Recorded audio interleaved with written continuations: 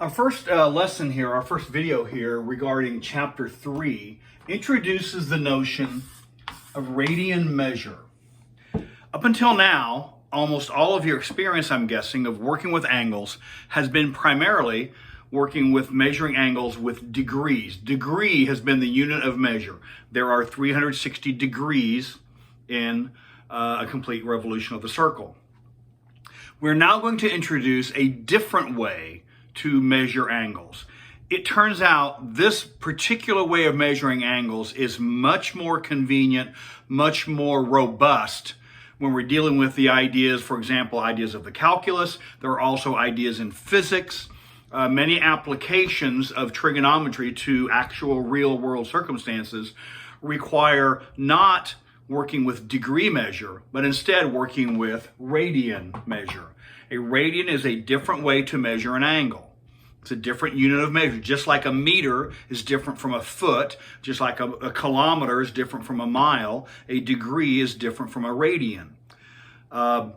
Each has advantages and disadvantages. One of probably the biggest advantages that degrees have, really, if you get right down to it, the only advantage that degree measure has is that it is familiar.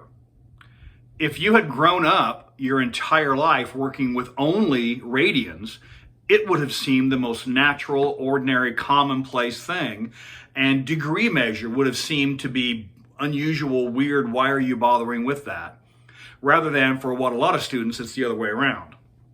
It turns out that radian measure is much more robust. It's much more able to work with the kinds of concepts that we're going to address. Many concepts in physics require this. There are some concepts in geometry that require this, and there are many, many concepts in the calculus that require this. In fact, the common joke is when you go to a calculus course, the first thing you do is make sure your calculator is working not with degrees, but working with radians. And so we'll get to there from here. First off, a radian measure. A degree, 1 degree, is defined in a sort of an unusual way. Suppose we have, and this actually is the way degrees came about. Imagine this is the sun, and imagine this is the earth on January 1st at midnight. So, and let's assume everything is perfectly aligned. So we can say that the Earth at midnight on January 1st, a person standing at midnight time zone, if you look up into the sky, you're looking directly in the opposite direction of the sun. The reason there are 360 degrees in a circle is because there are approximately 360 days in a year. There are 365 and a little more, but actually it was sort of just adjusted, and it is approximately 360 degrees. Here's where it comes from. At midnight, this is the Earth on midnight, January 1. Now, 1 year later, the Earth will have gone the entire orbit around the sun, and at midnight, January 1 again, you're looking out at this direction directly. Let's assume there's a star here. Now, what happens on midnight January 2? Well, at midnight January 2, the Earth is not in the same place because the Earth has moved in solar orbit just a bit. It's 1/365th and a little more, but we approximate that with 1/360th. And at midnight, Earth, and again, my picture is terrible. This is way more than 1 degree, but I'm working freehand and with chalk. This is midnight on Earth, midnight January 2nd. If you look straight up into the sky, you're not looking in the same direction. It has moved by a slight small angle. That angle is 1 degree, and therefore 360 degrees corresponds to 1 complete revolution. That is not the way we measure radians. It turns out this way of measuring an angle, the only advantage it has is that it is familiar. It's not better. In a lot of ways, it's actually much more cumbersome. And so we're going to move away from this degree measure and talk about measuring a circle in radians. Now, before we get there, officially, for the record, if I mean 1 degree, I write the degree symbol. This is the symbol.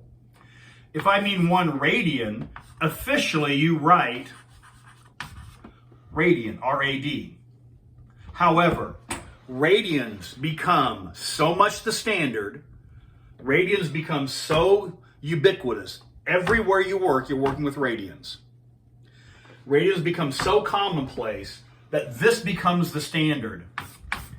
If you don't write anything, we assume if this is a measure of an angle, this is assumed to be in radians. So if I write sine of 20 with no symbol, if I write sine of 20 with no symbol, and more to the point, if you write 20 with no symbol, this will be interpreted as you mean 20 radians. If there is no symbol, we assume it's radians. It is precisely like this. When I write x squared plus 4x minus 2, if there is no coefficient, we assume it to be 1. If there is no exponent, we assume it to be 1. If there is no symbol, we assume it to be radians. It is the default setting.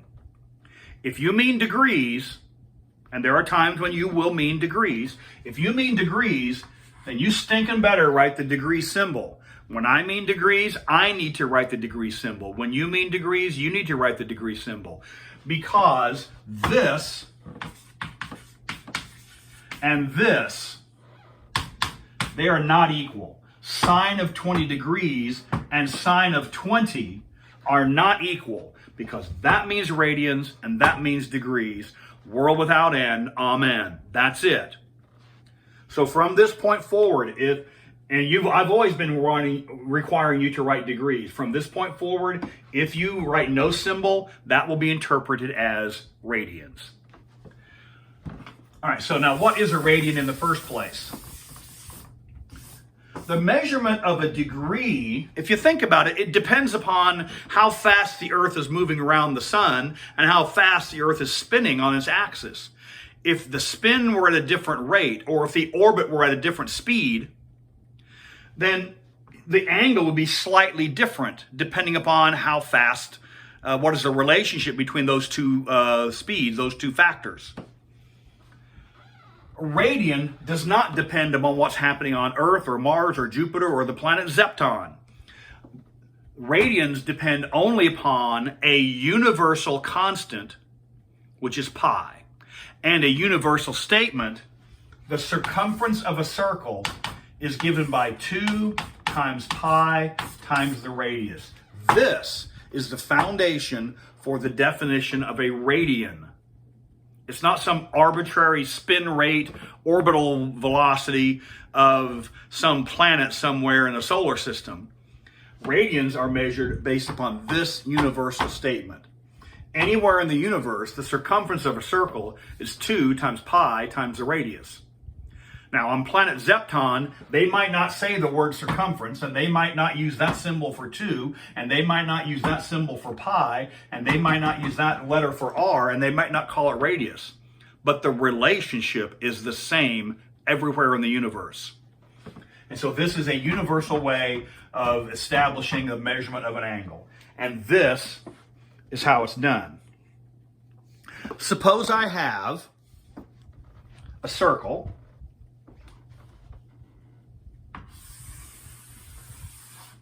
And just so we have a reference, you don't need this, but just so we have a reference, I'm going to place the coordinate axis here.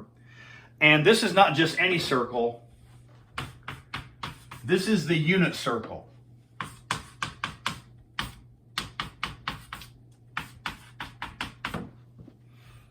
All right? This is the unit circle. And so this radius is 1. All radii of that circle are 1. Now, you saw me when I drew this circle. This is my radius. There's my radius, right? There's the radius. So this is a radius of the circle, this distance on my string. Here's how you make a radian. take this distance. I'm going to lift the number line off. This is now the x-axis, and this is now distance 1. I'm going to take what was the origin, what was 0, and place it here. And now I'm going to wrap this, think of this as being a measuring tape.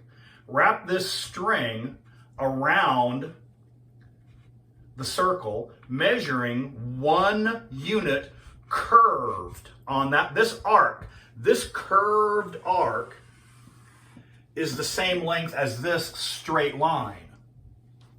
I mark that line. So this is 1 unit also. Since my radius here is 1, this is the same radius, so this distance is 1. Then you complete the rest of this angle. That point determines an angle in standard position.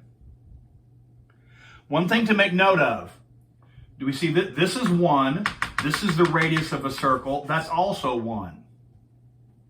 Is it clear that this blue distance, is slightly less than 1, slightly less than 1? Because this curved distance is 1, and the shortest distance between 2 points is this straight line. So this straight line distance is slightly less than 1. Now think of it, if I have an equilateral triangle, if these are all the same, but then I shorten this, see how this blue corresponds to this side, and I've shortened this, so now my triangle, this is 1, but this distance is slightly less than 1. This angle is 60 degrees. This is slightly less than 60 degrees, just a little bit less. If we expand this out just a little bit more, then that straight line becomes 1, and that becomes an equilateral triangle. As it currently stands, this is 1, the curved arc is 1 unit, so this straight line is slightly less than 1, which means this angle theta, this angle in standard position, is slightly less than 60 degrees. In point of fact, and this is not for practical use, this is just a nice number to have approximately, just approximately. It's nice to have approximately floating around your mind. It's nice to have that this angle is approximately 57 degrees. So this angle is approximately 57 degrees. It's a little less than 60. More to the point, the approximately 57 really is not that important. It's a nice number to have in your mind, just like it's a nice thing to know the square root of 2 is approximately 1.4. That's just a good number to have in your mind. Well, it's nice to know that that angle is about 57 degrees. That's just a nice number to have for reference. What's more important is this is 1 radian. That angle is 1 radian. Straight line 1 here, straight line 1 here, circular arc 1, that determines 1 radian. Now, because of that definition and because of this relationship, some very special things are going to happen on this circle. Now, because this is the unit circle, the radius is 1. The radius is 1. So r is 1. So in this case, the circumference of this circle is 2 times pi times 1, or simply 2 pi. The total distance around this circle is 2 times pi. Now here's what that means. Imagine if I have, let's see if I can construct this here.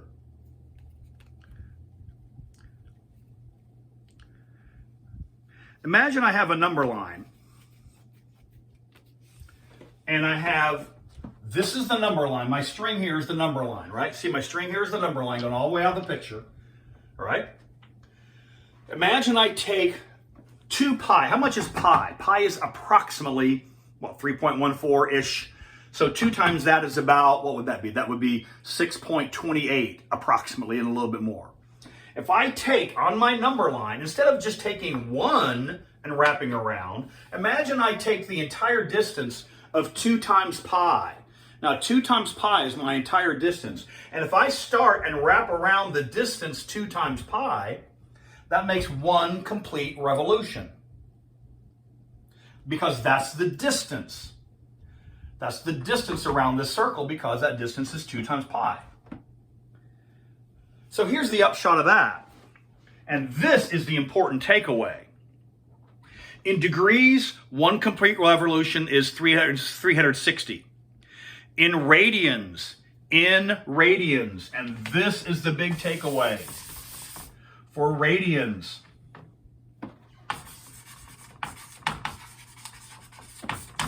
one revolution equals 2 pi radians. And since we don't need to write the unit for radians because that's assumed, what we end up saying, and this is what we sort of end up using as the common parlance, 1 revolution corresponds to 2 pi. 2 pi radians corresponds to 1 revolution. 1 revolution is 2 pi radians. Now, what does that mean? Well, if 1 complete revolution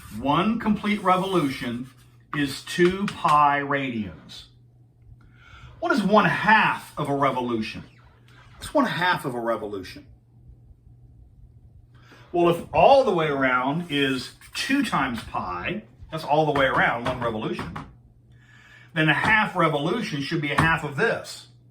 And in fact, that's the case. 1/2 revolution, if you measure that angle in radians, 1/2 revolution is pi. In radians, 1/2 revolution is pi. 1/2 revolution equals pi radians. There are pi radians in a 1/2 revolution. A straight angle. Remember, a straight angle. So 1 complete revolution is 2 pi. A half revolution is pi. Well, what's half of that? What if we have a right angle? I want to measure this right angle. Well, a complete revolution is 2 pi. Half a revolution is half of that, which is pi. Well, a quarter revolution is half of the half. Or if you prefer, it's the whole thing divided by 4. But half of the half, I know what pi divided by 2 is. Pi divided by 2, this right angle is pi divided by 2. This right angle is pi divided by 2. And you'll say this over and over and over and over again. This will become part of your ordinary common parlance. A right angle is pi over 2. Now, this might seem cumbersome, and it might seem like there's just a whole bunch of things to memorize. It turns out there's one way, there's one little thing. To this day, I don't have all this stuff memorized. To this day, I don't have it all memorized.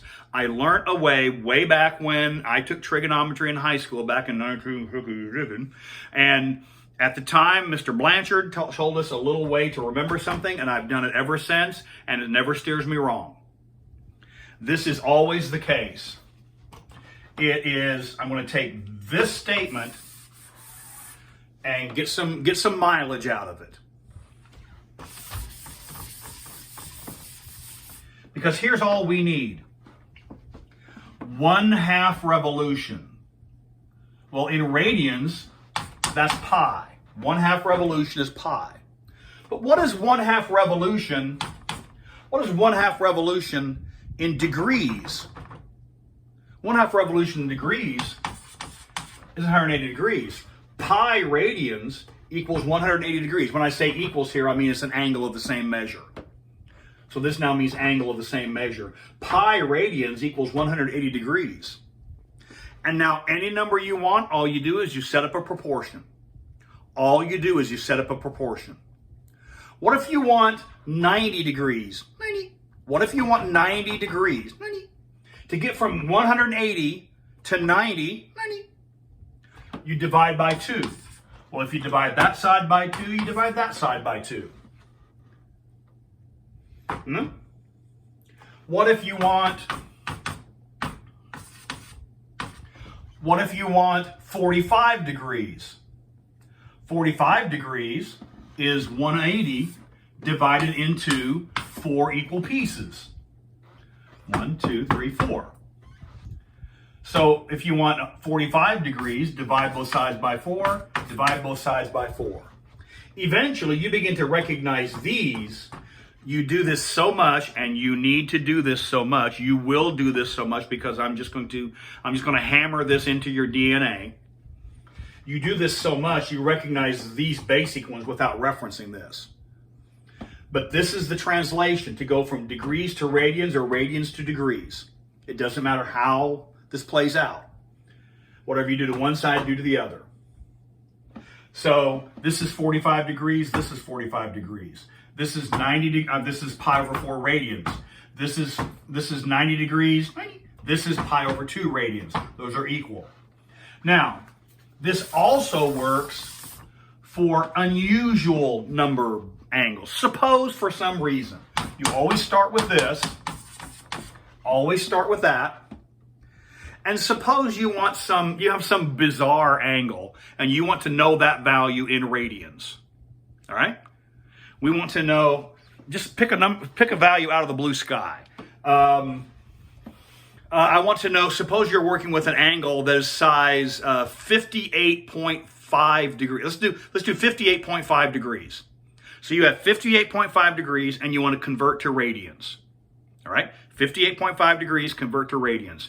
Now, the text has all these wonderful formulas you can memorize. And if that's what you do, then go to it, have at it. Those formulas are correct. They're in the textbook. But if you want a nice, easy way to not need to memorize anything else, that's what you know. All right? And you do this so often, this is like the least of your worries. So start from here. If you want to know how much, whatever I said, 58.5 degrees, you set up a proportion. 180 is to 58.5 as pi is to, don't know yet. Cross multiply, set them equal, and solve. That's it. Whatever degree measure you want, it can be anything on God's green earth. Put that value in here. 180 is to 58.5 as pi is to, don't know yet. Cross multiply, set them equal, and solve. Let's go to the calculator. We have x is equal to 58.5 times pi divided by 180. And don't use 3.14. Your calculator should have somewhere in it, I know your phone does if that's what you're using, a good scientific calculator should have a button somewhere that tells you what pi is. Mine is right there. So you find the value for pi on your machine. If you don't know where it is, then you need to get on this new thing. There's this newfangled thing called the internet, and there's this thing you can do called a Google search. So you Google search your particular calculator, how do I find pi on my TI 27 or whatever you have? How do I find pi on my Casio whatever? So I'm not getting any product placement. I'm not getting any royalty checks from that. But anyway, so in my case, what I want to do is I want to say x is equal to 58. So all you do is plug and chug. So clear. I got 58.5 times, I'm going to find my pi button, times pi, and then divide that by, my number is 180, and it's whatever it is. It's 1.021. So this is approximately 1.021 radians. Notice I don't need to write a symbol because if this number has no value, then we're assuming this angle is in radians. If you want to emphasize, just like when you do this, remember when we did this? If you want to, you can emphasize the coefficient. If you want to, you can put that in just for emphasis. And so if you want to, you can put this in just for emphasis. But you don't need to, because if there is no value given, we're assuming that value is in radians. All right? And this works for any value. So let's do this. Let's just do maybe a couple like this. Let's go. We're going to start with pi is equal to 180 degrees. Get used to writing the symbol. And let's suppose we want to know how much is 2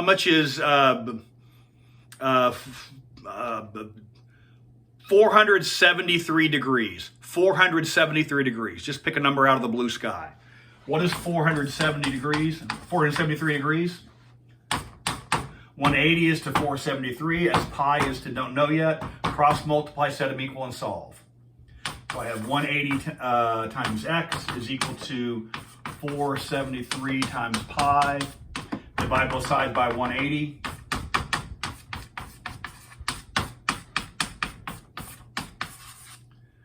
And let's go to the calculator. Again, don't use just 3.14. That's a crude approximation. Use the actual value in your calculator. And let's see, 473 times pi. My value pi is right there. And divide by 180. And I have whatever I have here, 8.2554. So that's radians. So 473 degrees is 8.2 radians. Right? Remember, 1 radian is about just a little bit shy of 60. Just a little bit shy of 60. Right? And so 120 degrees should be in the ballpark of just a little bit more than 2 radians.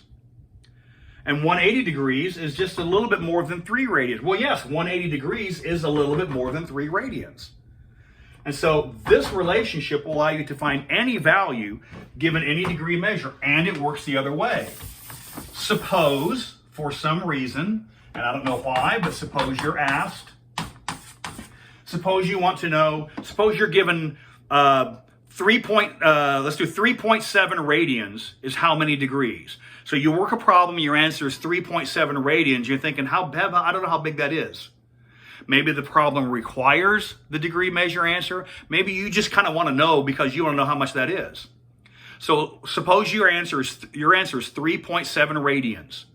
Well, it's done the same way, but now pi radians is to 3.7 radians as 180 degrees is to don't know yet. All right? Pi is to 3.7 as 180 is to x. Cross multiply, set them equal, and solve. And so we have x times pi is equal to 180 times the 3.7. Divide both sides by pi.